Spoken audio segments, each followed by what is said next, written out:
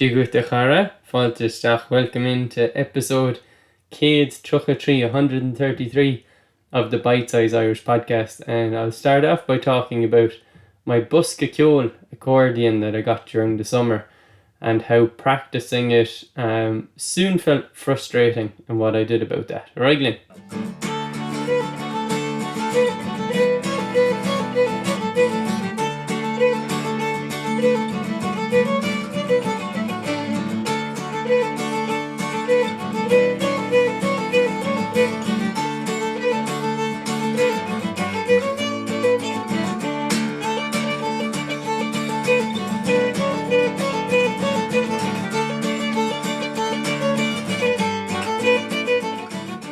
So thanks to my sister who had an Irish button accordion sitting at home for a long time, and I just saw it one weekend and said, "Oh, I'll borrow this." I gave it a go, and I had not played it before, or I had barely played it before, and I had never tried to learn how the instrument works.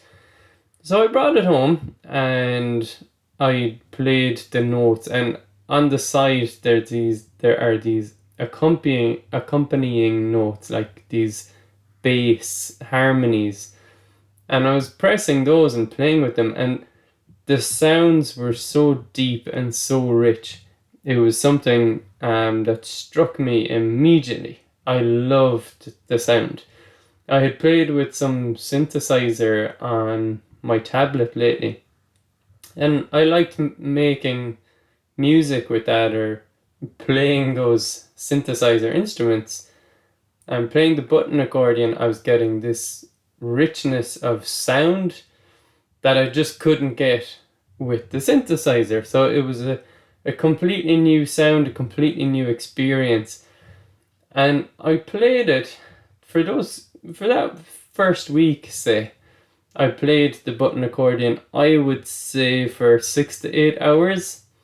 And this was before doing any learning about how it works. So I started figuring out, if I push and pull, I get different notes depending on whether I'm pushing or pulling on the same button. So that was really interesting. And I was playing these long bass notes and just feeling them. They were like rippling through my body. Like I really love music. So it's something that sound has always been important or interesting for me, which is why I love podcasts as well, right? Maybe you're the same. So what did I do?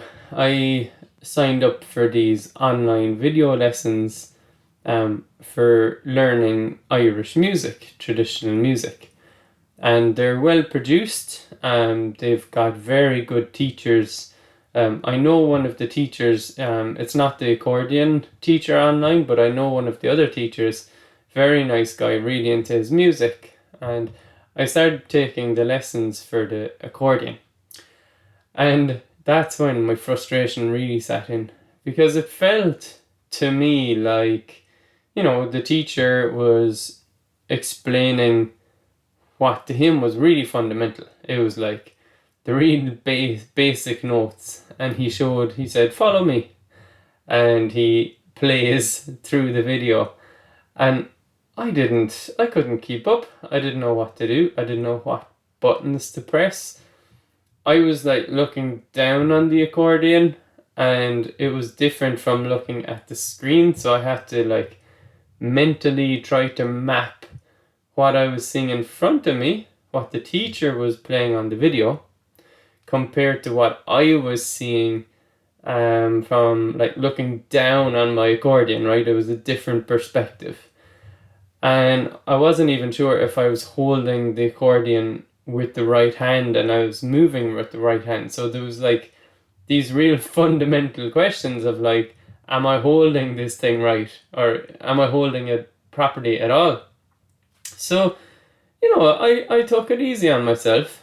I watched a couple of the lessons, and indeed, I learned the very first song, or very first tune that he teaches.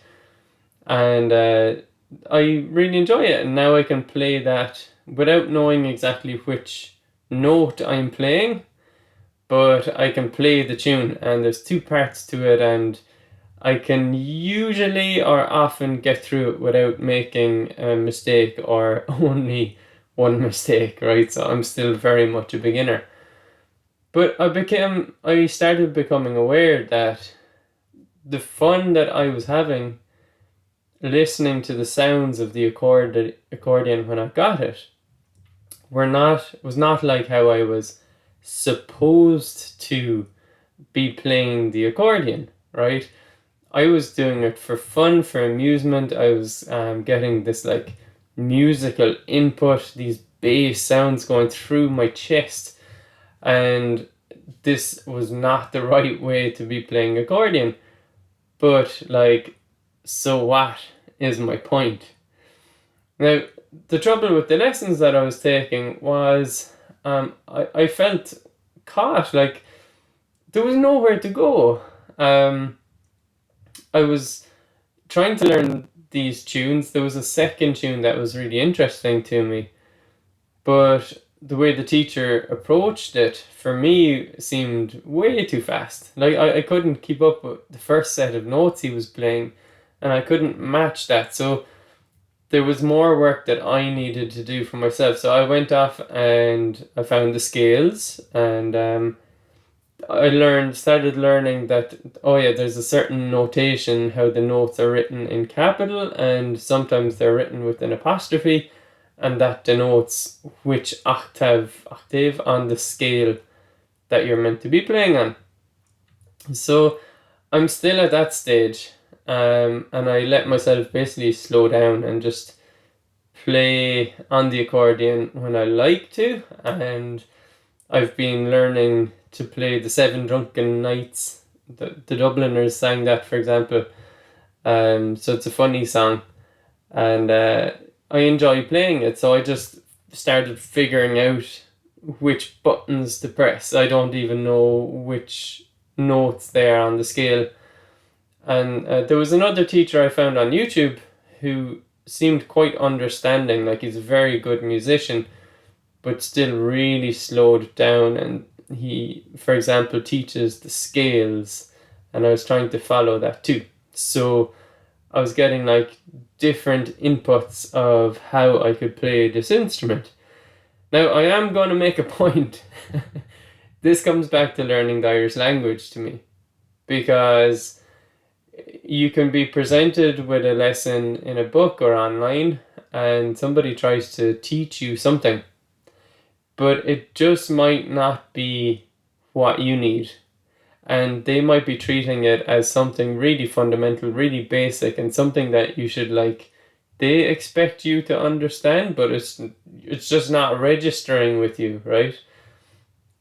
And I thought about this a little bit, and I thought, well, if I was learning in person, it would be such a different experience. So I think it's fair to say that if I was attending lessons with some teacher, I could pretty quickly ask a question and say, what do you mean? Or like, what button do I start on? And instead I was like grappling with this technology where like the video is 5 minutes long, and the portion I'm trying to practice is like literally 15 seconds of the video.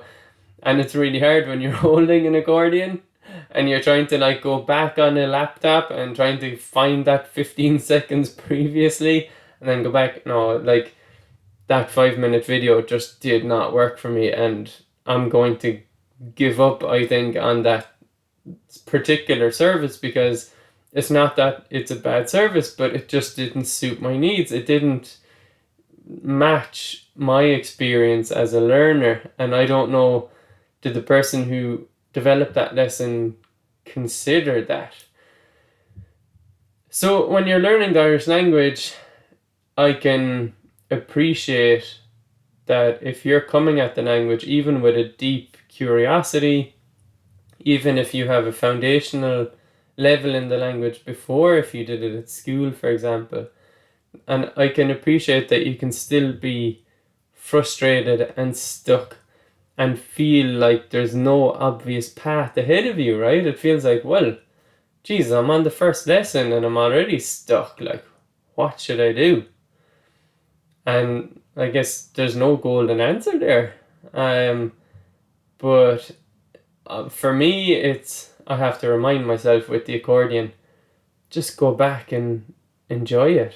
Have fun. Like, there's a reason that this instrument called me. It was the sounds that the instrument makes. It's a sound that I can control and make through the instrument, and I can feel the bass sounds and the richness of the sounds.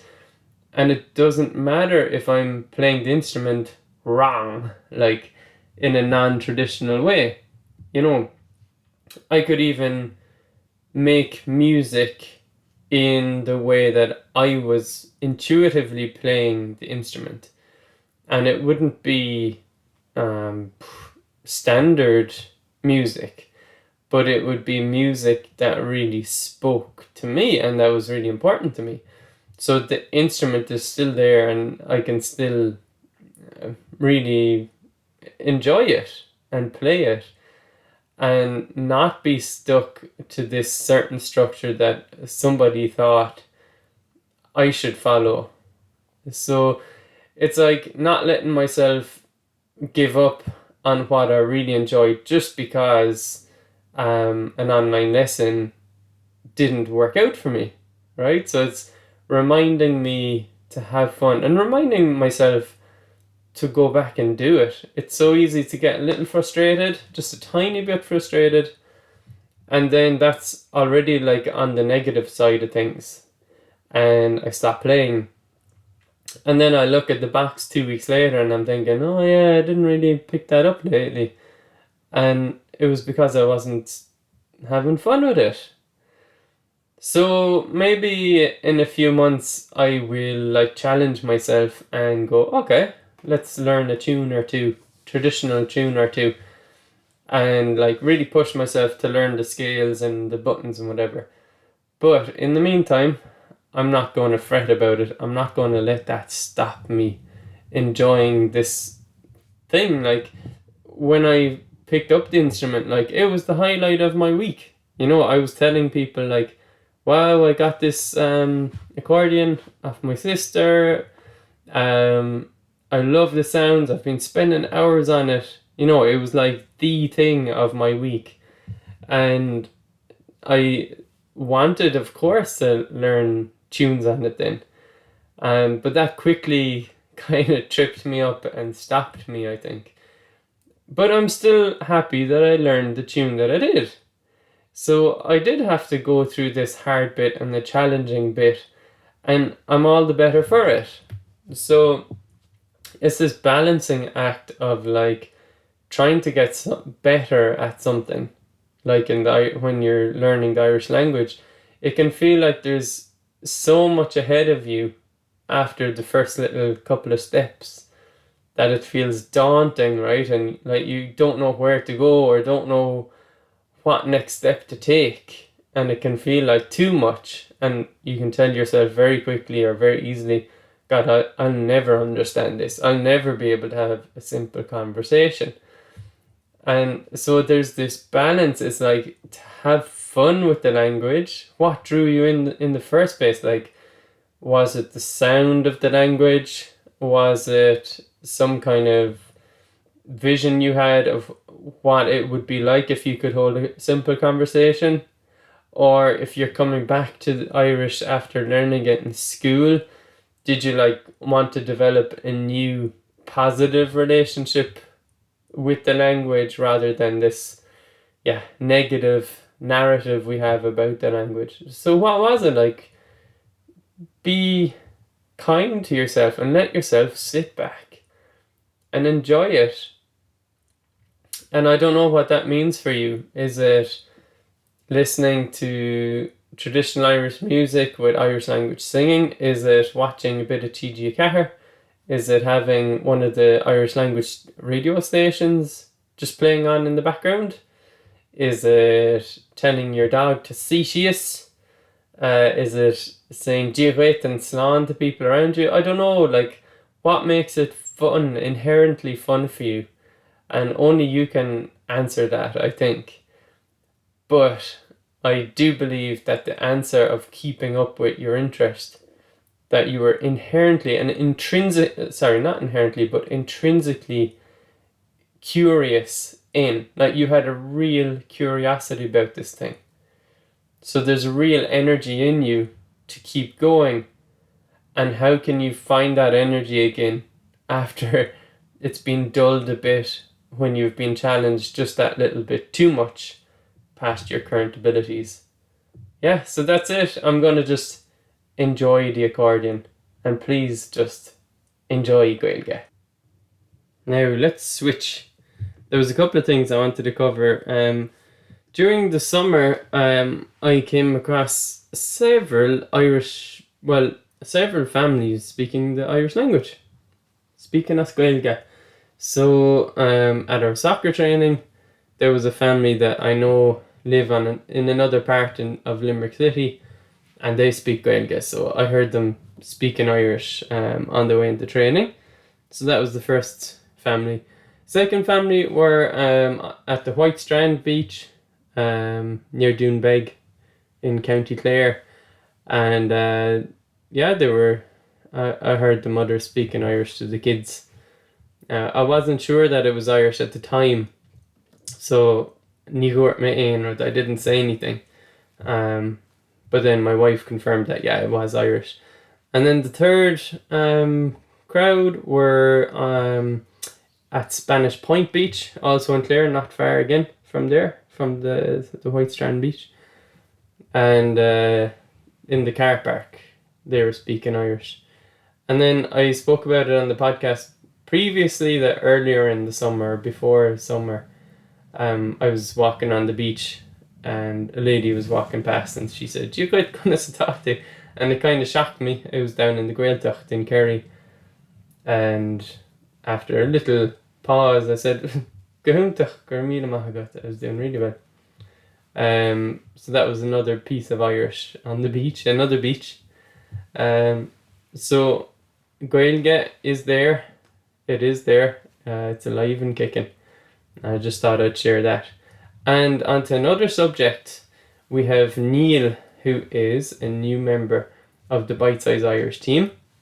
Currently there's 4 of us. There's myself, there's Siobhan, our teacher and instructor. There's Emma, our Bannister Pubble community manager. And Neil has come in as a learning content developer. So already a year ago, we realized, after speaking with members of Bite Size Irish who were using our Bite Size Coursey online courses for learning Irish at your own pace, that some people felt like they didn't have a path in front of them. They didn't know where they were in the lessons. They didn't know where they should go next. They felt like they were just presented with a bunch of lessons and they didn't feel like they were getting progress. So interestingly, Neil it has a great background. He has for years taught Irish to adults who have not necessarily learned Irish at school. Some people have, some people hadn't. But he was teaching Irish in London, and he's done stuff online as well.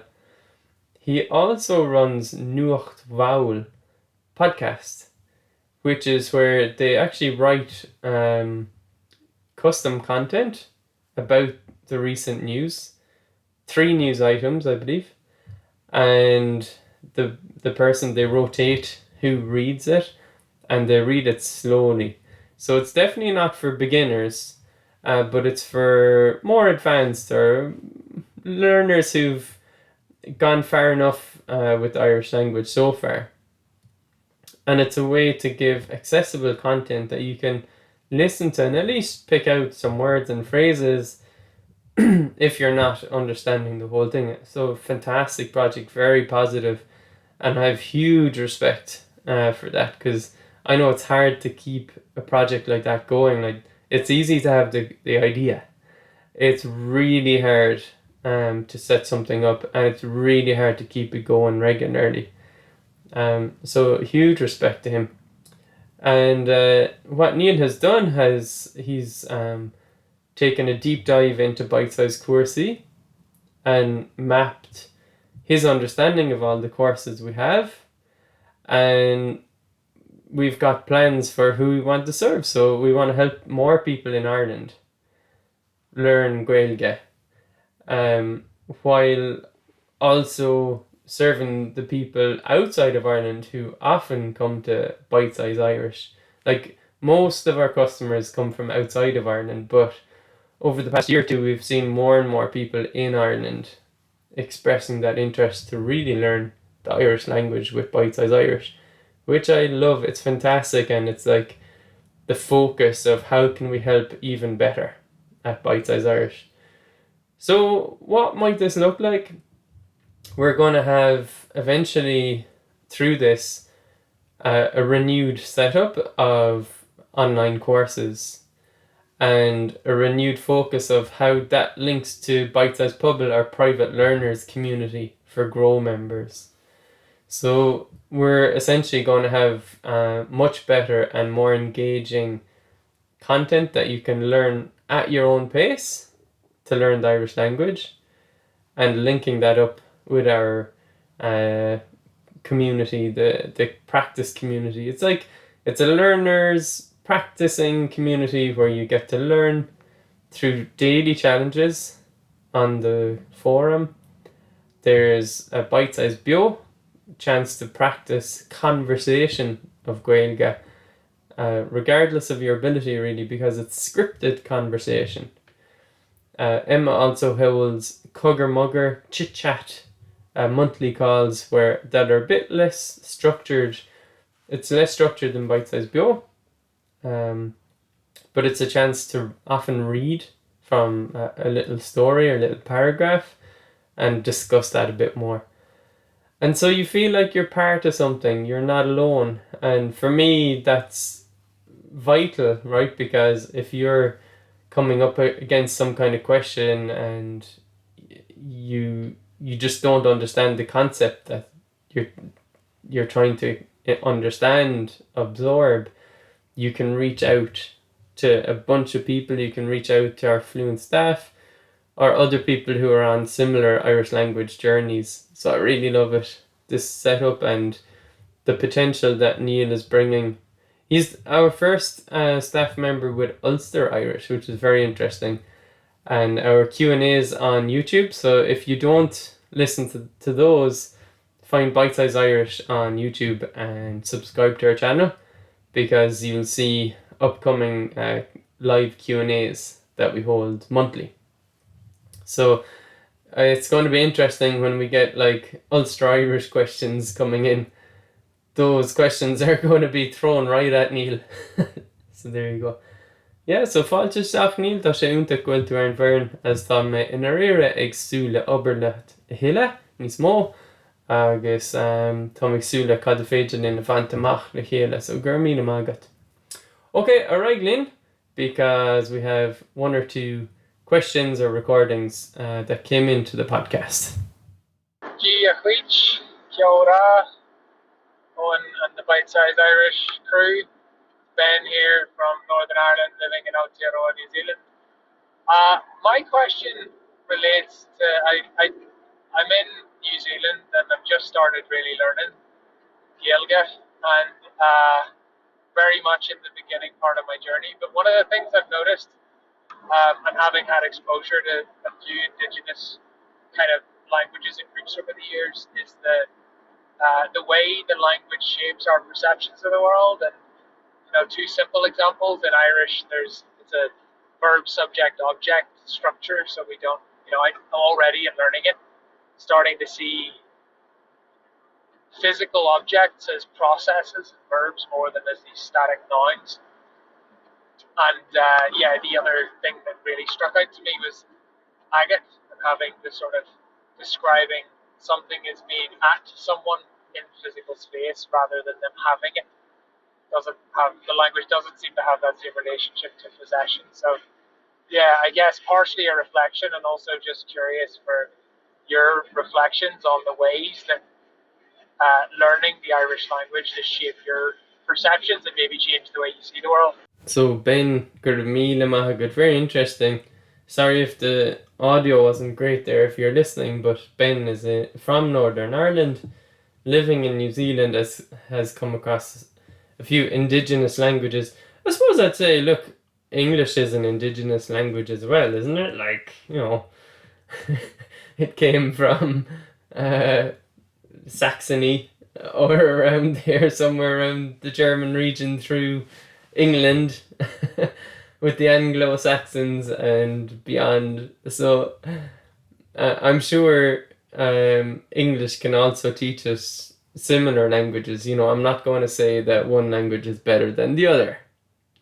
But Ben, Gurmeen Mahagad, because I hadn't considered this very interesting point that you made, that in Irish the verb comes at the beginning. So like you say, it's more like there's a process rather than the object itself is the subject, the topic of a sentence when you're trying to express something. I think learning the Irish language and like diving into the Irish language really can give you a perspective of older traits of Irish culture and what has come before us. The other obvious example that I'm guessing that Ben has come across as well is your emotions in Irish. You are not your emotions. Your emotions are upon you. And this is very obviously for me very much the same way as Buddhist teachings, where your emotions come and go. You can watch them come and go, but you are not your emotions. You don't identify yourself directly with those emotions. And like Ben says as well, for possession, something is at you. It's not like it's yours. The thing is coming at you. You're giving the blessing of God to somebody.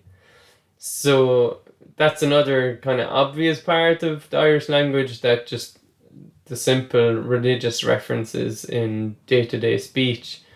And how suitable is that? I don't know. I don't have anything against that. It's a feature of the language, and obviously it wasn't always there, and this element of Christianity, because the Irish language was in Ireland well before Christianity made its way to Ireland. But that being said, like another tangential idea is like Irish killed off whatever languages were in Ireland before it, you know? As far as I know, now I could be easily corrected, but the first people to come to Ireland after the last ice age were about 7,000 years ago, and then Irish came to Ireland. Now this could easily be disputed, but let's say 2,000 to 3,000 years ago. So for thousands of years, there were languages in Ireland that we no longer have, that have been killed off by the Irish language, which in a way is for me it is an interesting perspective, because I'm only guessing that the DNA of people, modern day Irish people who have ancestry on the island, it's much more mixed than simply to say that it's some Celtic ancestry, right? It's the lineage goes further back, surely, and the DNA, the genetics go further back than like when the Irish language came to the island. And of course there's been continuous mix of genetics ever since, so there's no one simple story. But I say this because I find it interesting that when you switch the perspective that Irish is the native language, well sure it is, but like it wasn't always, if you step back for long enough. So Ben, I love your curiosity. I love that you're finding these insights in the language. You asked me about my Irish language learning. On reflection, yeah, I love to see these subtleties of the language, and like it's not me who comes up with it, it's like people like you who make the point, and for me I can then go, yeah, that's really interesting. So Gramila Magat Ben, keep it up, and hope to hear you more at Bite Size Irish. Gramila Magat. So I think that's enough for today, for today's episode, so we leave it at that. Gramila Magat for listening, and Gramila Mahagut. Well, Gurma Gwiv Tukumo for your music that you hear on this episode, as usual. And hopefully, I can do more regular Bite Size Irish podcasts, but I shouldn't be promising stuff that I don't live up to, should I? But I should just enjoy the process anyway. Isn't that the point? Slán go fóill, tug